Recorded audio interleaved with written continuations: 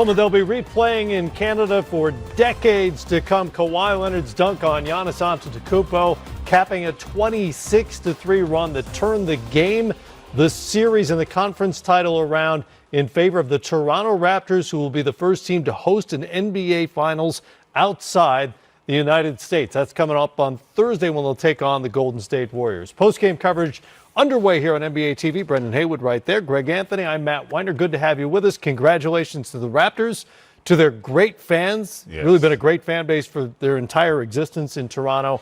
And to Masai Ujiri, who pulled the deal of the season last summer when he brought in Kawhi Leonard, who was the difference in this series. He was. First and foremost, so you got to tip your cap to the Milwaukee Bucks. I mean, they fought to the bitter end in this game, had a tremendous season.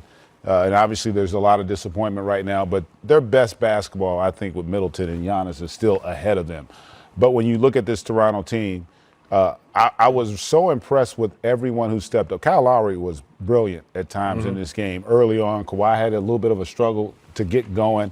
They got down huge, but they continued to fight. Then they got tremendous support from their bench. The end of that third quarter is where the game really turned. And you know, they went on, I think, a 17-2 run, did Toronto. Wound up being 26-3. 26-3. Third and fourth quarters, yeah. You know, you're going to have a lot of people talk about how, well, you know, they should have done this with Giannis and should have done like, and Kenny Smith made a great point in the pregame show about, you know, it's not that easy to just change what you've done for 100 games overnight, you know, because it isn't working. You know, there's the reason they got there was playing the way they played. Unfortunately, it also caught up to them when they faced a team that had the personnel to take away the strengths. And that's really what this came down to. Toronto had the type of personnel from a defensive standpoint. They could game plan Milwaukee. They could limit their opportunities. They could take away some of their strengths. And conversely, Milwaukee wasn't equipped to do that when you talk about Kawhi Leonard.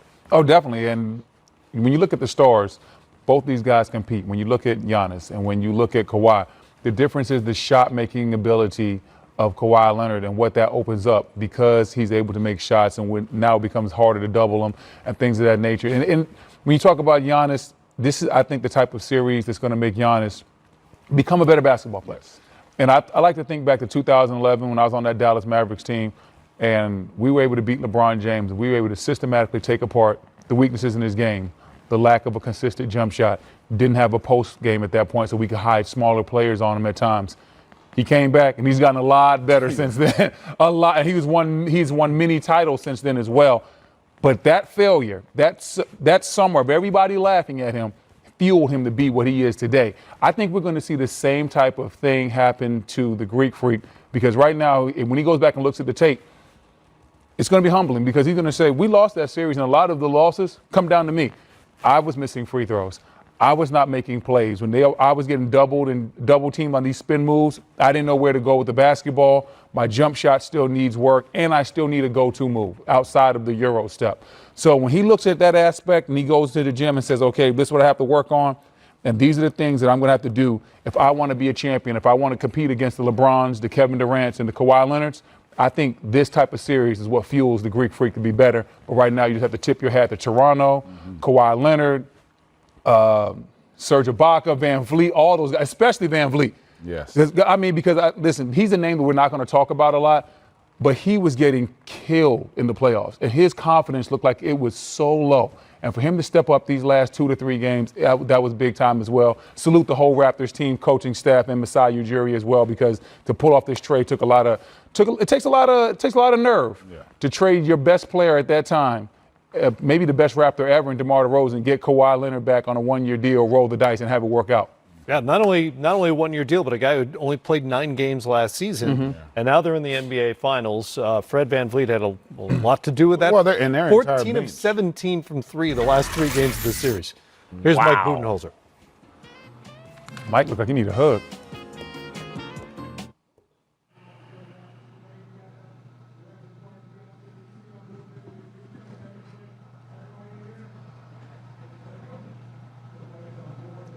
You guys ready in the back? Is there any more guys coming?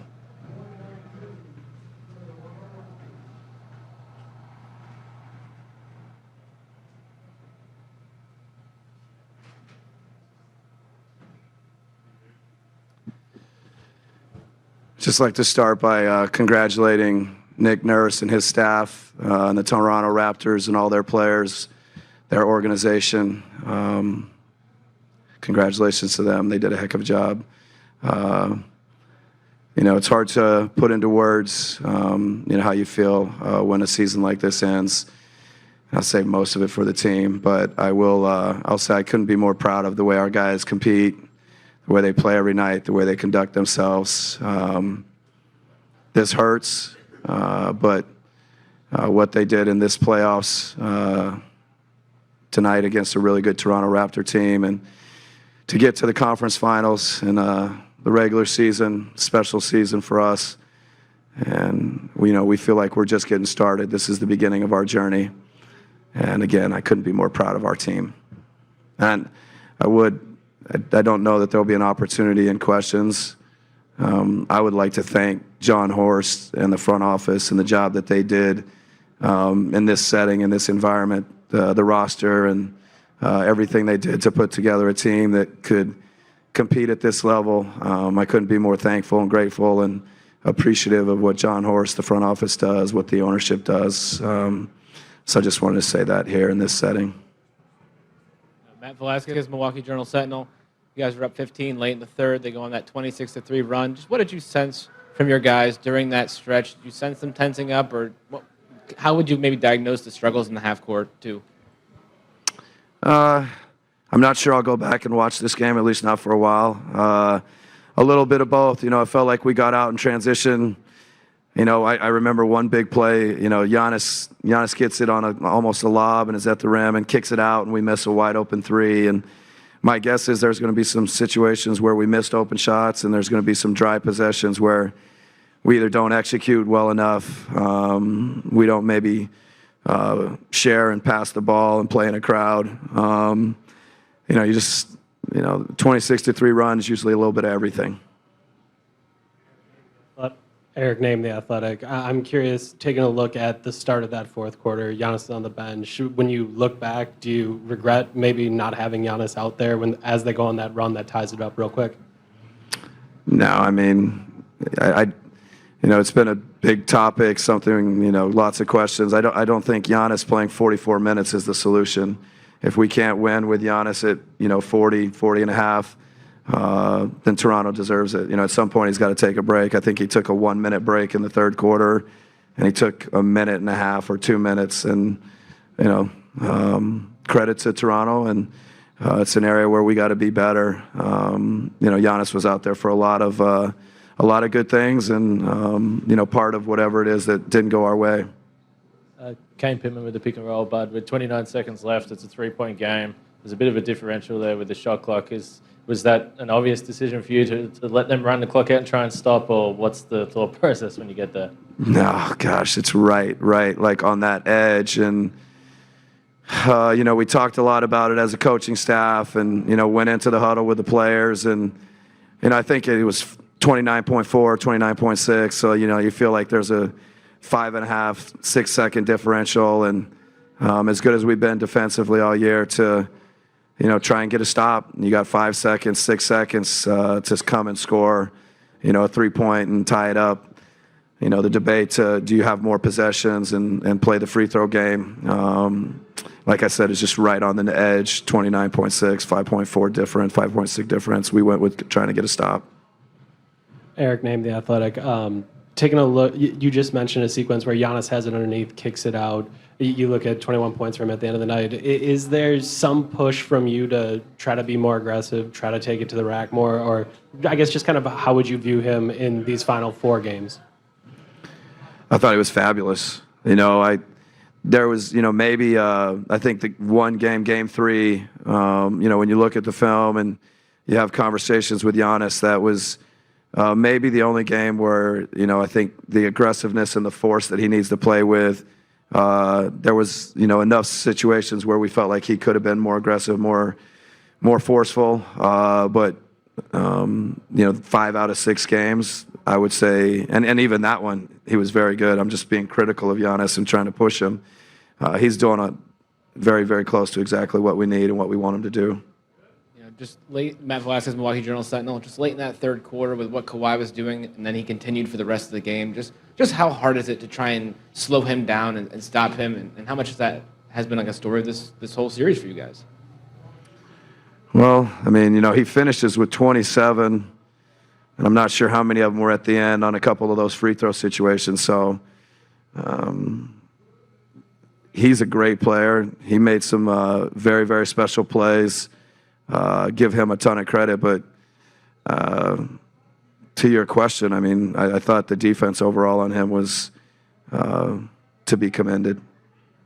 Eric, name The Athletic. I think the obvious reaction to this will be, this is a stepping stone for Giannis, that this is, as a great player, you have to go through some losses. But it feels like also this team you guys put together, you just had so many moves that came together. That might also be, who knows, your best chance. Just how do you kind of try to process this in the moment and then also take Giannis through it?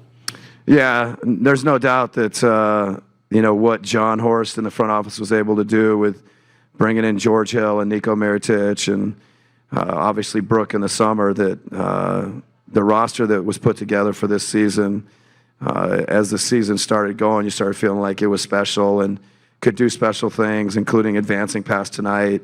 But it didn't happen. And not for lack of effort from our players, not for lack of effort from the front office or ownership. Sometimes it just doesn't work. It doesn't happen. The other team makes more plays. But I will say Giannis is going to get better. Like to think for us and to be excited about his future at 24. And yeah, I mean, it's just the easy narrative, easy narrative story that this is part of Giannis's stepping. But I think the thing that makes Giannis unique and exciting is, in our minds, we feel like he's going to get a lot better. He's at 24. Some guys are, I don't want to say they are who they are, and some of the great ones at 24 were just, and then they were the same at 30 and 32 and so on and so forth. Giannis, we feel like, has got a lot of room to grow, and I think that's probably our entire roster we feel excited about can grow. Just the rebounding numbers, they're all in your favor, really, when you look at them, but it felt like, again, they just were able to get offensive rebounds in key points, and it was Kawhi tonight, I guess. You spoke about it after Game 5, but did you think that that was more him making big plays, or what did you see from your guys on the glass? I mean, certainly credit to Kawhi. Certainly, Ibaka, Gasol, Siakam sometimes. Again, it wasn't the number of rebounds, like you said. It was just the timeliness of them. The loose ball foul between Giannis and Ibaka. I don't know. It seems like that stuff happens every possession, both teams, and it ends up in a Van Fleet 3. So I don't know if that goes down as a team offensive rebound or what. But there's a few plays where we're coming into the game, we said we had to be better, and we just didn't get it done. Eric, last one for Bud. Eric, name The Athletic. Can you just talk about Chris in this series? I know obviously he has that 30-point game and then some in the teens. He has Kawhi for large parts of it. Just what did you think of his performance in this series? Yeah, I mean, the thing that stands out to me is defensively the way he took the challenge and embraced, guarding Kawhi Leonard in this series. Like, if anybody has any doubt of what kind of defender and how good he is on that end of the floor, hopefully they realized. And doesn't mean that Kawhi didn't score, significant number of points, but I feel like he had to work and made everything very difficult. Malcolm the same. And then offensively, I think there were, like you said, there's a 30-point game, there's a 10-assist game, there's a 10-rebound game. At the end of the day, like, to me, when I think about Chris in this series, he was just doing anything he could to help us win. And sometimes they put a lot of attention on him, and other guys, got to kind of thrive and work if he's got that much attention.